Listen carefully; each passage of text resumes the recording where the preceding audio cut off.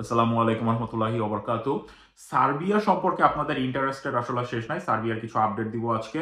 সব থেকে মেইন কথা হলো যে ভিসা হইতে কতদিন সময় লাগতেছে, আদৌ বর্তমানে ভিসা হচ্ছে কিনা, কোন ভিসাগুলো ইস্যু করা হচ্ছে, ই ভিসা না স্টিকার ভিসা অথবা পিপিজেড এ আপনাদের সময় লাগতেছে না, তার কিছু ধারণা আমি আপনাদেরকে দিব আজকে। সবার প্রথমে একটু বলে দেই, সার্বিয়া নিয়ে কিন্তু বাংলাদেশে মানে ইটালির মতো পুরো 2 নাম্বারই শুরু হয়ে গেছে। তার কারণ ইটালি সম্পর্কে মানুষ বেশি একটু জ্ঞান নিয়ে ফেলছে, হয়তোবা ভ্লগারদের কারণে অথবা মিডিয়া চ্যানেলে এত প্রকাশের কারণে। সার্বিয়া নিয়ে কিন্তু এখন তারা সরে আসতেছে যে নন সেনজেন নন ইউরোপিয়ান কান্ট্রিতে যান, ভালো হবে, কম টাকায় ভালো ফিউচার। এই কথায় বিশ্বাস করে সার্বিয়ার জন্য ধাপ ধুপ আপনারা ফাইল জমা দিয়েন না। সবার প্রথম আমি বলে দেই, ভিসা হইতে এখন অবশ্যই সময় লাগতেছে। আপনি শুধু হিসাব করেন গত 4 মাসে, এপ্রিল মাস পর্যন্ত হিসাব অনুযায়ী আপনার কয়টা ভিসা ইস্যু করা হয়েছে? মাত্র 200 সামথিং। এখন একটু চিন্তা করেন, গত বছর সারা বছরে 300 সামথিং ভিসা ইস্যু করা হয়েছে। তাহলে আমি একটা ভিডিও বানাইছি সার্বিয়া কেন আসবো, সেখানে 1,05,000 ভিউ। 1% মানুষও যদি এর মধ্যে আগ্রহ প্রকাশ করে ফাইল জমা দেয়, তাও আপনার 1050 জন। একটু হিসাব করেন, গত 5 বছরে 639 মানুষ আসতে পারছে, 1000 লোক না। সুতরাং ফাইল জমা দেওয়ার ক্ষেত্রে অবশ্যই অবশ্যই অবশ্যই অনেক চিন্তা ভাবনা করে নেবেন। কোম্পানির আরএল নাম্বার দেখবেন, রেজিস্ট্রেশন নাম্বার, যেটা সরকারি অনুমোদন আছে কিনা, সবকিছু হিসাব করে তারপরে আপনারা ফাইল জমা দিবেন। এখন কথা হলো, ভিসা হইতে আমাদের কি পরিমাণ সময় লাগতেছে। ভাই, ভিসা হওয়ার ক্ষেত্রে অনেকেই, আমরা যতটুকু জানি, যারা ফেব্রুয়ারি মাসে ফাইল জমা করছে, ফেব্রুয়ারি মার্চের দিকে যারা ফাইল জমা করছে, তাদের কিছু ভিসা কিন্তু অলরেডি ইস্যু হয়েছে এবং তারা ই ভিসা পাইছে, যেটা আমি যতটুকু আমি জানি। কিন্তু আপনাদের অনেকেই এখনো নভেম্বর ডিসেম্বরে ফাইল জমা করে বসে আছেন, তাদেরকে ঘুরাচ্ছে অনলাইন হয় নাই, অনলাইন হয়েছে, এখন পর্যন্ত রেজাল্ট আসতেছে না। ভাই, যদি আপনাদের 6 মাসের বেশি হয়ে যায় ফাইল জমা করার পরে, আপনারা মানে আপনাদের পারমিট আসার পরে অনলাইন করার পরে যদি 6 মাস হয়ে যায়, তাহলে ভুলে যান। তার মানে এখানে কোনো 2 নাম্বারই আছে। অনলাইন হওয়ার পরে ম্যাক্সিমাম ম্যাক্সিমাম 45 দিন লাগে, এবং সেই 45 দিনটাকে আমরা যতটুকু পারি আরো বাড়ায় 2 মাস করে নিলাম। অনলাইন হওয়ার পরে যদি 2 মাস সময় অতিবাহিত হয়ে যায়, তাহলে আপনি জরুরি ভিত্তিতে যার মাধ্যমে আবেদন করেছেন বা যেই কোম্পানি যে এজেন্সির মাধ্যমে আবেদন করেছেন, তার সাথে আপনি দ্রুত দ্রুত যোগাযোগ করেন। তার কারণ 2 মাসের বেশি কখনোই লাগবে না, ম্যাক্সিমাম 45 ডেজ। এটা হলো প্রথম জিনিস। দ্বিতীয় জিনিস, তার কারণ এখন সবকিছু অনলাইন হয়ে গেছে। আপনার যখনই অনলাইন অ্যাপ্রুভাল চলে আসে, তখন আপনার ভিসা হইতে কিন্তু মানে জিনিসটা এরকম, ইন টোটাল ম্যাক্সিমাম 90 দিন, অর্থাৎ 3 মাস। 45 দিন আপনার পারমিট আসার পরে অনলাইনে অ্যাপ্রুভাল হইতে, তারপরের 45 দিন আপনার হলো ভিসা হইতে, অর্থাৎ ম্যাক্সিমাম 3 মাস। যখনই আপনার 3 মাসের বেশি পারমিট আসার পরে 3 মাসের বেশি হয়ে যাবে, তখন আপনারা ধরে নেন যে এখানে কোনো ঝামেলা আছে।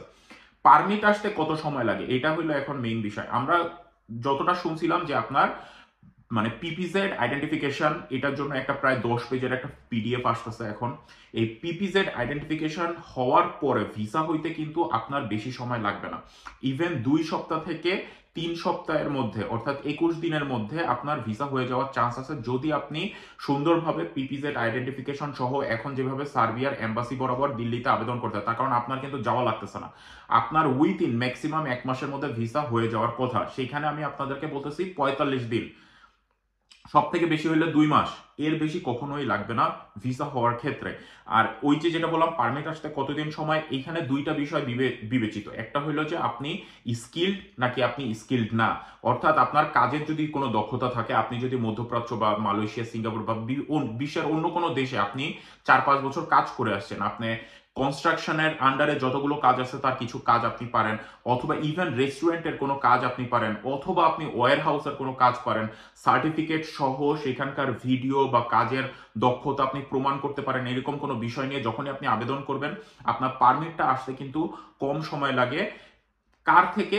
যার কোনো অভিজ্ঞতাই নাই। সে হয়তোবা আপনার বিএসসি করছে, সে ধরেন অনার্স পাস করছে, সে হয়তোবা ডিগ্রি পাস করছে, যে কোনো জায়গা থেকে সে পাস দিছে, ওই সার্টিফিকেটের ভ্যালু সার্বিয়াতে আপনি পাবেন না। কেন পাবেন না জানেন? তার কারণ সার্বিয়াতে আপনার স্কিল যদি হইতে হয়, তাহলে আপনাকে ওই ইঞ্জিনিয়ারিং ক্ষেত্রে, কনস্ট্রাকশনের যারা ওই হেড ইঞ্জিনিয়ার, আপনার সিভিল ইঞ্জিনিয়ার, এই পর্যায়ে যাদের দক্ষতা আছে, তারা হয়তো বা সার্টিফিকেটের জোরে পাবেন। কিন্তু নর্মাল কাজের ক্ষেত্রে, কনস্ট্রাকশনের আন্ডারে ধরেন ইলেকট্রিশিয়ান বা এইসবে, যদি আপনার ডিপ্লোমা থাকে, তখন আপনার কাজ হবে। কিন্তু যদি আপনি এখন উন্মুক্ত বিশ্ববিদ্যালয়ে থাকে, আপনি পলিটিক্যাল সায়েন্সে পড়াশোনা করছেন, আপনি ধরেন ডিগ্রি পাস করছেন, আপনি ধরেন ইংলিশে মাস্টার্স করছেন, এগুলা দিয়ে তো আর আপনি এইখানে এসে কনস্ট্রাকশনের কাজ করবেন, তার তো কোনো ভ্যালু থাকতেছে না। যদি ওই রিলেটেড পড়াশোনা করেন অবশ্যই দাম থাকবে, যদি ওই রিলেটেড পড়াশোনা না হয় তাহলে দাম থাকবে না, একেবারে সোজা সাপটা ব্যাপার। এখন জিনিসটা হইলো ভিসা হইতে কতদিন সময় লাগে এটা আমরা জানলাম, কি কি কাজে এই পারমিট আসতে কত সময় লাগে সেটা আমরা দেখলাম। পারমিট আসতে হইলো আপনার পিপিজেড আইডেন্টিফিকেশনে এখন সরকারের কাছ থেকে একটা বড় সময় লাগতেছে। কেন? তার কারণ হইলো মধ্যেখানে এত পরিমাণ 2 নাম্বারই হয়েছে, সরকার এখন এই পিপিজেড নিয়ে বেশি চিন্তিত।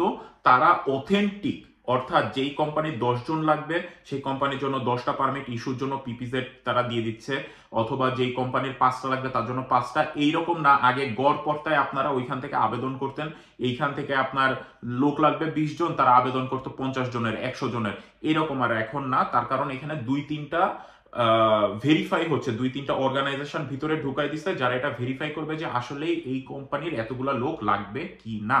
এই কারণে আপনাদের পারমিট ইস্যু হইতে একটু সময় লাগতেছে।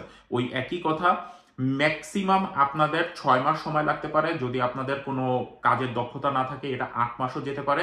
যদি কাজের দক্ষতা থাকে সেটা ম্যাক্সিমাম 3 থেকে 4 মাসের মধ্যে আপনাদের পারমিট চলে আসে। এটা হলো সার্বিয়ার ব্যাপারে বললাম। শুধুমাত্র সার্বিয়া না, ওই রিলেটেড যতগুলো কান্ট্রি আছে, Bosnia, Montenegro, Kosovo, Albania, North Macedonia, সবগুলোরই একই অবস্থা। আপনার স্কিল্ড হইলে অথবা কাজ জানা থাকলে আপনার পারমিট আসতে একটু কম সময় লাগে।